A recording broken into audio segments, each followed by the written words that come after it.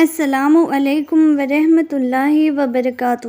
ناظرین، ایک روایت میں آتا ہے کہ حضرت ابو ہریرہ رضی اللہ تعالیٰ عنہ سے مروی ہے کہ حضور اکرم صلی اللہ تعالیٰ علیہ وسلم نے فرمایا، قیامت کے دن اللہ تعالیٰ بندے کو اپنے قریب بلا کر اس پر اپنا داستانِ قدرت رکھے گا اور مخلوق سے چھپا کر اس کے سامنے اس کا اعمال نامہ لا کر فرمائے گا، اپنا نام اعمال پڑھ۔ حکم خداوندی کے مطابق بندہ اپنا نام اعمال پڑھے گا اور نیکی کو لکھا دیکھ کر اس کا چہرہ چمک جائے گا اور دل خوش ہو جائے گا۔ اللہ کریم فرمائے گا، میرے بندے، کیا تو اس کو پہچانتا ہے؟ بندہ عرض کرے گا، ہاں پروردگار، میں پہچانتا ہوں۔ اللہ تعالیٰ فرمائے گا، میں نے تیری نیکی قبول کر لی ہے۔ بندہ فوراً سجدے میں گر پڑے گا۔ اللہ تعالیٰ فرمائے گا، اپنا سر اٹھا اور اپنے نام اعمال کو اور آگے پڑھ۔ اللہ تعالیٰ کے حکم کے مطابق بندہ اسے پڑھے گا اور برے اعمال لکھے دیکھ کر اس کا چہرہ سیاہ اور اس کا دل خوف زدہ ہو جائے گا۔ اللہ تعالیٰ فرمائیں گے، میرے بندے، کیا تو اسے پہچانتا ہے؟ وہ عرض کرے گا، ہاں پروردگار، میں اسے پہچانتا ہوں۔ اللہ تعالیٰ فرمائے گا، میں تجھ سے زیادہ اسے جانتا ہوں، مگر میں نے تیرے یہ گناہ معاف کر دیا ہے۔ اس طرح بندہ بڑھتا چلا جائے گا، نیکی کو پڑھے گا اور اللہ کریم کی طرف سے قبول ہو جانے کا فرمان سن کر سجدے میں گر جائے گا اور برے اعمال کو پڑھے گا اور معاف ہو جانے کا حکم سن کر پھر سجدے میں گر جائے گا۔ اگر مخلوق کو دیکھ کر معلوم نہ ہوگا کہ واقعہ کیا گزر رہا ہے، صرف اس کا سجدہ کرنا دکھائی دے گا، لیکن بعض لوگ آپس میں چپکے چپکے کہیں گے کہ بشارت ہو اس بندے کو جس نے کبھی بھی اللہ کریم کی نافرمانی نہیں کی۔ کسی کو معلوم نہ ہوگا کہ اللہ تعالیٰ کا اور اس کا کیا معاملہ گزر رہا ہے۔ نبی اکرم صلی اللہ تعالیٰ علیہ وسلم نے فرمایا کہ درجے کی بلندی اور جنت میں پہلے جانے کی شہادت اسے نصیب ہوتی ہے جس کے نام اعمال میں نیکیوں کی کثرت ہو، نماز اور روزہ زیادہ ہو، دیگر نیک عمل کافی ہو۔ بندہ مومن کو چاہیے کہ سب سے پہلے فرائض کی پابندی کرے، کیونکہ سب سے زیادہ قرب فرائض کی پابندی سے حاصل ہوتا ہے۔ جس طرح کی حدیث قدسی میں آتا ہے، جو شخص میرے کسی ولی سے عداوت یا دشمنی رکھے تو میں نے اس سے اعلان جنگ کرتا ہوں، اور میرے بندے کا کسی چیز کے ساتھ میرا قرب حاصل کرنا فرائض کی پابندی سے بڑھ کر مجھے محبوب نہیں ہے۔ یعنی سب سے زیادہ قرب خدا فرائض کی پابندی سے ہی ہو سکتا ہے۔ ایک بندہ مومن کی عمر جتنی زیادہ ہوگی، فرائض کی پابندی اور نفل پر پیشگی اسے اتنا ہی بلند درجے تک پہنچا سکے گی۔ جتنے توجہ اور عزیزی کے ساتھ وہ یہ عمل کرے گا، وہ اتنا ہی اللہ کریم کا مقربہ بھی زیادہ ہو جائے گا۔ ان نماز کی وجہ سے وہ بہت ثواب اور بلند مقام حاصل کرنے والا بن جائے گا۔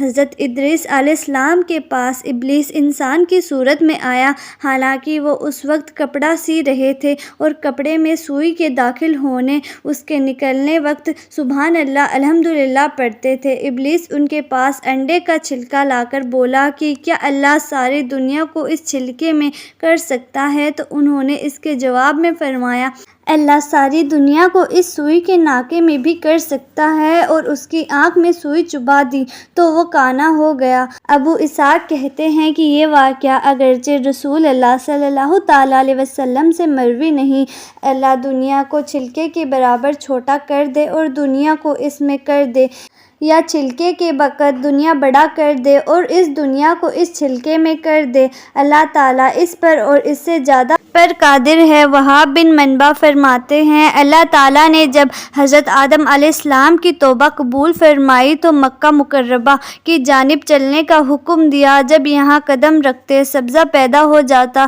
زمین پر پہنچ کر آدم علیہ السلام زاروں قطار روتے تھے، فرشتے شریک غم بنے۔ اللہ تعالیٰ نے سکون حضرت آدم علیہ السلام کے لیے جنت سے خیمہ بھیجا، خانہ کعبہ کی جگہ پر نصب کیا گیا تو آدم علیہ السلام کے سکون کا سبب بنا۔ کعبہ شریف کی تعمیر کا پہلا مرحلہ حضرت آدم علیہ السلام کی تخلیق سے 1000 سال پہلے فرشتوں نے تعمیر کیا۔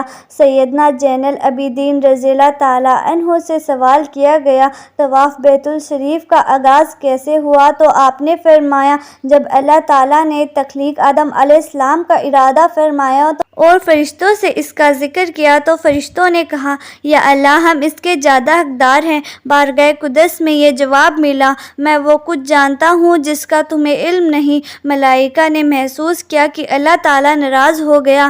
3 ساعت تک عرش کا طواف کیا اور عزیز و انکساری سے مصروف رہے، ان پر نظر رحمت فرمائی اور انہیں بیت المعمور کے طواف کا حکم دیا۔ پھر فرشتوں سے فرمایا گھر بنا کر جس طرح فرشتے بیت المعمور کا طواف کرتے ہیں اسی طرح زمین پر بندے بھی اس گھر کا طواف کریں گے۔ حضرت ابو ہریرہ رضی اللہ تعالیٰ عنہ نے فرمایا 5 نماز اور 1 جمعہ دوسرے جمعے تک اس کے درمیان میں ہونے والے گناہوں کا کفارہ ہے جب تک وہ کبیرہ گناہوں کا ارتکاب نہ کرے۔ نماز اس حد تک اعلیٰ اور پاکیزہ عبادت ہے کہ کبیرہ گناہوں کے علاوہ جو بھی گناہ اس کی ادائیگی سے معاف ہو جاتے ہیں۔ جو مسلمان نماز اور عبادت کرے اسے چاہیے کہ وہ کبیرہ گناہوں سے بچے تو پھر اللہ تعالیٰ اس کے صغیرہ گناہ نماز کی برکت سے معاف کر دیتا ہے۔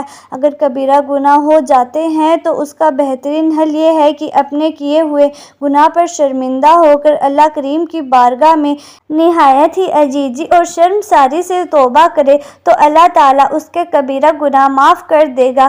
حضرت انس بن مالک رضی اللہ تعالیٰ عنہ سے مروی ہے کہ رسول اللہ صلی اللہ تعالیٰ علیہ وسلم نے فرمایا دوزخ کی آگ بجھانے والی عبادت کون سی ہے؟ ہم نے عرض کیا اللہ تعالیٰ اور اس کا رسول سب سے بہتر جانتے ہیں۔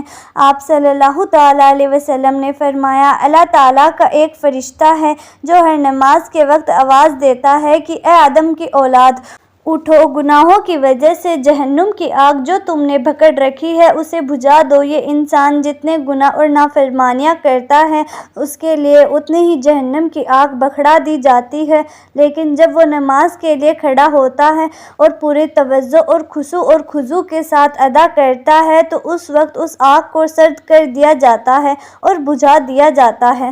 جب انسان خلوص اور رضا الہی کی خاطر نماز ادا کرتا ہے اور عزیز و انکساری کے ساتھ اپنا سر جھکاتا ہے تو اس کے لیے وہ آگ کے شعلے بجھ جاتے ہیں۔ نماز کی وجہ سے درجہ کی بلندی میں اضافہ ہوتا ہے۔ حضرت علی بن ابی طالب رضی اللہ تعالیٰ عنہما نے فرمایا کہ نبی کریم صلی اللہ تعالیٰ علیہ وسلم نے ارشاد فرمایا نماز رضا الہی کا ذریعہ ہے اور نماز ملائکہ کی محبت کا ذریعہ ہے، انبیاء کرام علیہ السلام کی سنت ہے اور ایمان کی اصل یعنی بنیاد ہے۔ نماز قبولیت کی دعا کا ذریعہ ہے اور یہ شیطان سے دوری کا سبب ہے، اور یہ نماز رزق میں برکت ہے، دشمن کے لیے ہتھیار ہے اور عمل کی قبولیت کا باعث ہے۔ نماز مخلوق موت اور ملائکہ کے پاس شفاعت کا باعث ہے اور قیامت تک قبر کی روشنی ہے، اور جب قیامت کا دن ہوگا تو نمازی کے لیے سایہ ہوگا، اس کے سر پر تاج ہوگا اور اس کے بدن کا لباس ہوگا، اور نماز نور ہوگی یعنی نمازی کے آگے آگے چلے گی، اور نمازی اور جہنم کے درمیان پردہ اور رکاوٹ ہوگی، اور کائنات کے سامنے مومن کے لیے نجات کی دلیل ہوگی، اور میزان میں بہت وزنی ہوگی، پل صراط سے گزرنے کا ذریعہ ہوگی اور جنت کی چابی ہوگی۔ نماز پڑھنے سے کتنی سعادت حاصل ہوتی ہے اور کتنی مشکلات حل ہوں گی۔ علامہ ابن قیم لکھتے ہیں کہ نماز روزی کو کھینچ کر لانے والی ہے، صحت کی محافظ ہے، بیماریوں کو دفع کرنے والی ہے، دل کو تقویٰ پہنچاتی ہے، چہرے کو خوبصورت اور منور کرتی ہے، جان کو فرحت بخشتی ہے، اعضاء میں نشاط پیدا کرتی ہے، کاہلی کو دور کرتی ہے۔ نماز شرح صدر کا سبب ہے، روح کی غذا ہے، دل کو منور کرتی ہے۔ حضرت ابو ہریرہ رضی اللہ تعالیٰ عنہ سے مروی ہے انہوں نے کہا کہ رسول اللہ صلی اللہ تعالیٰ علیہ وسلم نے فرمایا اس ذات کی قسم جس کے قبض قدرت میں میری جان ہے، میں نے ارادہ کیا ہے کہ ایندھن جمع کرنے کا حکم دوں تو وہ جمع کر دیا جائے، پھر میں نماز کے لیے اذان کا حکم دوں تو اذان کہی جائے، پھر میں ایک شخص کو حکم دوں تو وہ لوگوں کو امامت کروائے اور میں لوگوں کی طرف چکر لگاؤں۔ ایک روایت میں یوں ہے کہ جو لوگ نماز میں حاضر نہ ہو تو میں ان پر ان کے گھر جلا ڈالوں۔ اللہ تعالیٰ سے دعا ہے کہ اللہ تعالیٰ ہم سب کو نماز پڑھنے کی توفیق عطا فرمائے، آمین۔ بھائیوں اور بہنوں، امید کرتی ہوں کہ آپ کو ہماری آج کی ویڈیو پسند آئی ہوگی، لہٰذا اگر آپ کو آج کی ویڈیو پسند آئی ہے تو آپ سے گزارش یہی ہے کہ ویڈیو کو لائک کریں اور زیادہ سے زیادہ لوگوں تک شیئر کر کے آپ بھی صدقہ جاریہ کے حقدار بنیں، اور اگر آپ ہمارے چینل پر نئے ہیں تو ہمارا چینل بھی سبسکرائب کریں۔